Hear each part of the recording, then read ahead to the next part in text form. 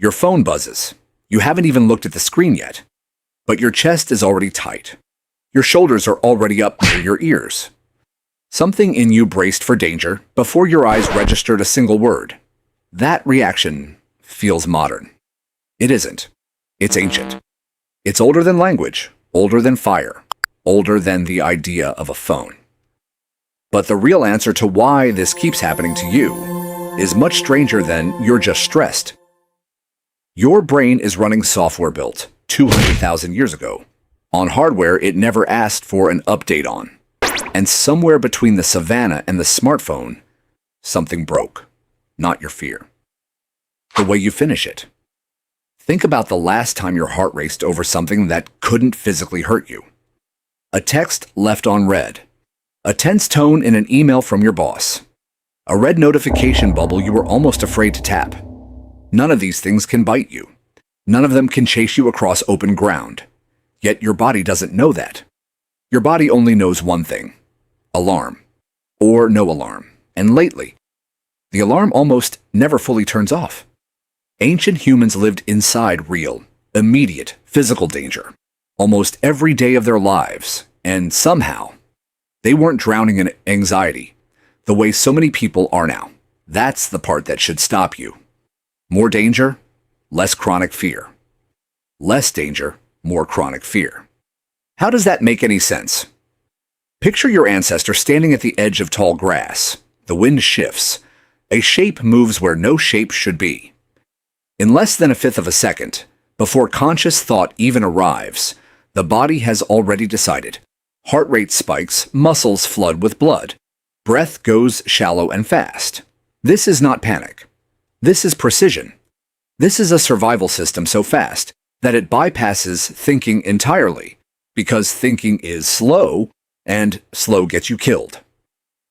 Notice what the body did not do in that moment. It did not consult memory.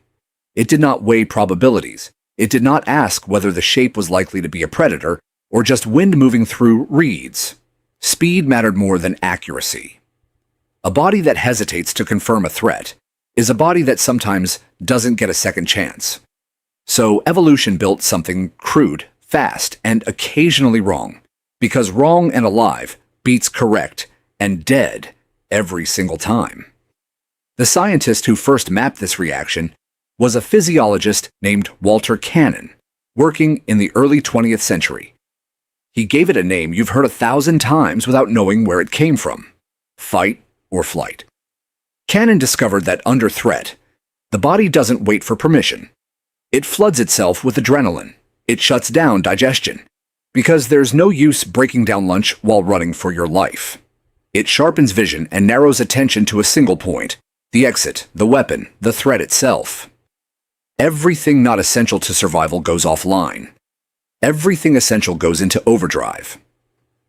Cannon's research also uncovered something quieter, something almost tender, when you sit with it. This entire cascade, the pounding heart, the flooded muscles, the tunnel vision, was never meant to be permanent. It was meant to be a short, intense burst, followed by an equally real return to calm. The body doesn't just know how to sound the alarm. It knows how to stand down. That second skill, the stand down, is the one modern life quietly took away from you. But here's what almost nobody tells you about that system. It was never built to stay on. It was built to switch off.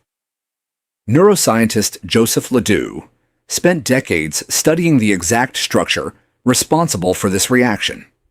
A small almond-shaped cluster of neurons deep in the brain called the amygdala. LeDoux's research showed something remarkable. The amygdala doesn't wait for the thinking brain to catch up. It has its own express lane, a shortcut straight from your senses to your fear response, skipping conscious reasoning entirely. Your ancestor didn't need to think that shape in the grass might be a predator. Their amygdala had already started the alarm before the thought could even form. This was never a flaw. This was the entire point. A system that fires fast and asks questions later kept a soft, slow, breakable body alive in a world full of teeth and claws. LeDoux called this route the low road, a phrase that sounds almost poetic for something so mechanical. Sensory information takes the low road straight to the amygdala, triggering the body before the thinking brain, the cortex, even finishes processing what's happening. There is also a high road, slower, more deliberate, the one that lets you eventually recognize the shape in the grass really was just a shadow. But by the time the high road delivers its verdict, the low road has already done its job. Your heart is already pounding. Your palms are already sweating. The alarm doesn't wait for permission from the part of your brain that reasons. It only waits for the part of your brain built to keep you breathing. This explains something you've probably felt but never had language for. You can know, intellectually, that a notification is not a predator. You can tell yourself there's nothing to fear from an email, and your body ignores you anyway. That's not a failure of willpower. That's the low road doing exactly what it was built to do, exactly as fast as it was built to do it, regardless of what your reasoning brain thinks it knows. Go back far enough, and you can trace why this system was built the way it was. For most of the roughly 300,000 years modern humans have existed, survival depended almost entirely on how quickly a threat could be detected and acted on. There was no time to deliberate over every rustle in the brush. Groups that hesitated didn't pass on their hesitation, because hesitation, more often than not, got them killed. The genes that survived belonged to the individuals whose alarm systems fired first and asked questions never. Every single person alive today descends from an unbroken line of ancestors whose fear responses worked exactly fast enough, exactly often enough, to keep them breathing long enough to reproduce. That's not a metaphor. That's quite literally why your amygdala still fires the way it does. So ask yourself something. If the alarm system inside you is identical to the one inside a hunter-gatherer, standing in tall grass 20,000 years ago, why does your fear feel so different from theirs? Here is the reframe, and it changes everything. Your ancestors' fear had an ending. Yours doesn't. When the shape in the grass turned out to be a lion, your ancestor ran, or fought, or froze, and then escaped. The body's stored energy got used exactly the way it was designed to be used. Adrenaline became movement. Cortisol became muscle output.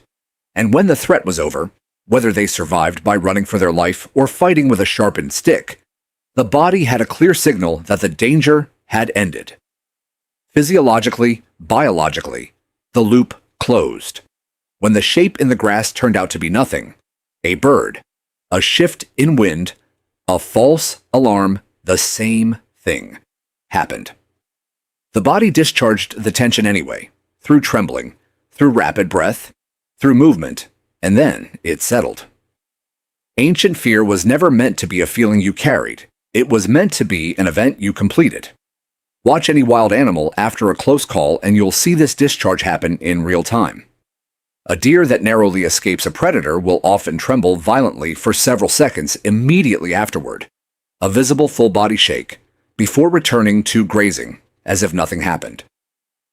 That shake isn't random. Researchers who study animal stress responses describe it as a literal release, the nervous system physically shedding the leftover charge of the fight or flight activation so it doesn't linger in the tissue. Your ancestors almost certainly had a version of this same release built into their bodies. A hunt that ended in a kill, a chase that ended in escape, a startled sprint that ended safely back at camp. Each one closed with movement, and movement told the nervous system the event was over. Now think about your phone buzzing. What did your body just mobilize energy to do? Nothing. There's no lion to run from. There's no branch to grip. There's no physical action available at all. Your heart rate rises the exact same way it would have for a predator. Your amygdala fires the exact same alarm. But there's no outlet, no discharge, no finish line. This is the mismatch at the center of almost everything you call anxiety. Neuroendocrinologist Robert Sapolsky, who spent decades studying stress hormones in wild baboon troops in Kenya before turning his research toward humans, found something that should unsettle you a little. Wild animals experience intense, sharp bursts of stress, and then it's over. A zebra runs from a lion for exactly as long as the chase lasts, and the moment it's safe, its body returns to baseline almost immediately. There's no zebra lying awake at night replaying the chase. There's no zebra dreading tomorrow's grazing route because of what happened last week. Humans are different, and Sapolsky's work shows exactly why. Humans can activate that same ancient stress response just by imagining a threat, replaying an argument from 3 days ago, anticipating an email that hasn't even arrived yet, scrolling toward bad news that hasn't happened to them personally. Your body cannot tell the difference between a real lion and an imagined one. It responds to a thought about a problem with the same cascade cannon described for a genuine predator. And because there's no physical resolution, no running, no fighting, no trembling release, the alarm often never gets the signal to stop. Sapolsky's research points to something startling. In baboon troops with more predictable, less socially chaotic hierarchies, the animals showed measurably lower baseline stress hormones. Chaos and unpredictability, not danger itself, turned out to be the real driver of chronic stress. Sound familiar? You are not weak for feeling anxious over something that never physically touched you. You are running a perfectly functional ancient alarm system in an environment it was never designed to interpret. The problem was never the fear. The problem is that modern life almost never gives it permission to finish. There's something else ancient humans understood that modern life quietly erased. Fear was never meant to be carried alone. Anthropological research into small-scale hunter-gatherer and tribal societies consistently reveals a pattern. Fear, grief, and danger were processed communally, not privately. When something threatening happened, whether a predator sighting, a storm, or a death, the group didn't scatter into isolated silence. They gathered, they spoke. Many cultures used shared movement, chanting, drumming, or structured ritual specifically after moments of danger, a physical and social process for draining stress out of the body and out of the group as a whole. Think about what that actually accomplished. A story told around a fire about the danger everyone just survived wasn't just entertainment.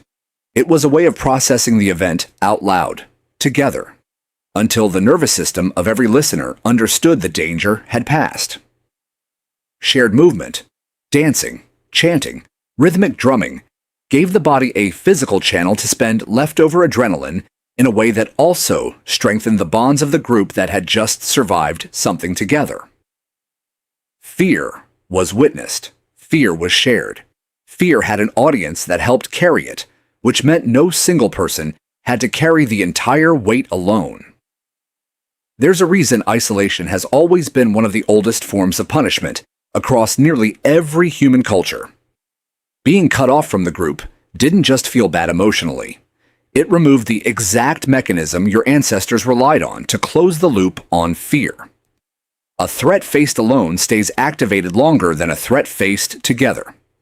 That was true 20,000 years ago, and your nervous system hasn't gotten the memo that anything has changed. Compare that to how you experience fear now. Alone, in a room, lit by a screen, scrolling through a threat that isn't a lion but might as well be one to your amygdala. A notification, a headline, a message you're afraid to open. No group, no shared discharge, no ritual. Just you, and an ancient alarm system firing into a void with nowhere to send its signal. This is the real loss, not that you feel fear. Ancient humans felt plenty of it. The loss is that fear used to move through you and then leave. Now it moves in and stays. Trauma researcher Bessel van der Kolk has spent much of his career studying exactly this. What happens when the body's stress response never completes its cycle? His research points to something ancient humans seem to understand instinctively, and modern life has forgotten almost entirely. The body keeps score. Unresolved activation doesn't just disappear because the danger wasn't real or wasn't physical. It lodges. It waits. It resurfaces the next time the alarm fires, adding weight to a system that was only ever built to carry one threat at a time, not thousands of unfinished ones stacked on top of each other. Count how many unfinished alarms you're carrying right now, today, this week.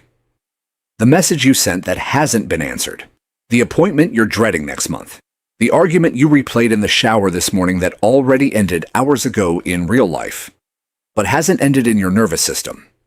Each one is a small ancient alarm, fired by a brain that cannot distinguish between a lion and a Tuesday, and none of them have been allowed to finish.